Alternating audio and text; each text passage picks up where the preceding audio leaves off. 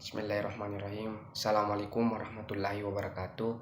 Perkenalkan, nama saya Muhammad Darul Iksan dengan NIM 905001230088. Baik, di sini saya akan menjelaskan mengenai materi pengantar ekonomi makro Islam.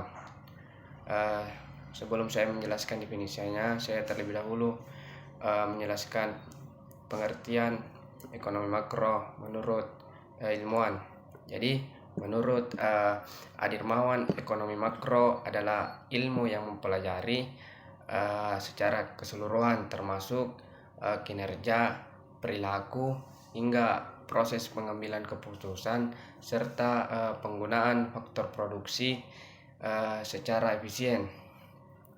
Kemudian selanjutnya pengertian ekonomi makro Islam adalah cabang ilmu ekonomi yang mempelajari masalah-masalah ekonomi secara agregat atau keseluruhan dalam suatu negara atau wilayah dengan berlandaskan pada prinsip-prinsip dan nilai Islam.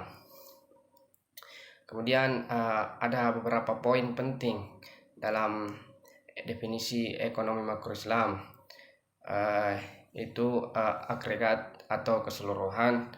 Ekonomi makro Islam fokus pada variabel-variabel ekonomi secara keseluruhan seperti pendapatan nasional, tingkat inflasi, tingkat pengangguran, neraca pembayaran, dan pertumbuhan ekonomi secara umum. Kemudian selanjutnya masalah ekonomi. Secara umum, masalah ekonomi itu sendiri terdiri dari dua, adanya kelangkaan dan adanya pilihan.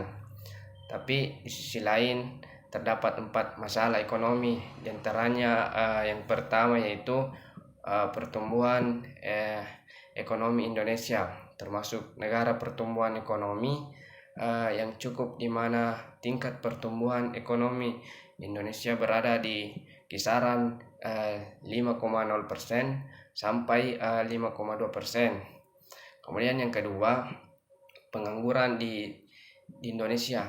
Tingkat pengangguran mencapai lebih dari 4,5%, khusus pengangguran terbuka, sedangkan secara keseluruhan mencapai 8% dari 280 juta jiwa.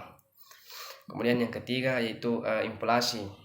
Inflasi adalah kenaikan harga secara terus-menerus dalam kurun waktu tertentu. Secara keseluruhan ada 3, yaitu inflasi tingkat rendah, dan tingkat sedang, dan inflasi tingkat hyper.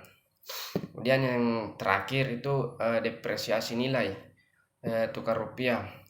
Depresiasi nilai tukar rupiah adalah penurunan nilai tukar mata uang terhadap mata asing yang terjadi di pasar uang, di mana saat ini $1 setara dengan 16.500. Ini merupakan nilai tukar rupiah tertinggi selama 30 tahun.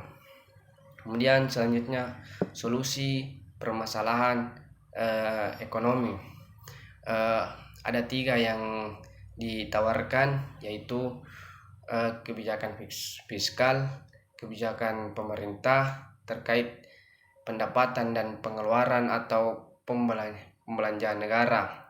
Kemudian kebijakan moneter adalah kebijakan yang digunakan oleh bank sentral yang fokus pada suku bunga dan uang yang beredar.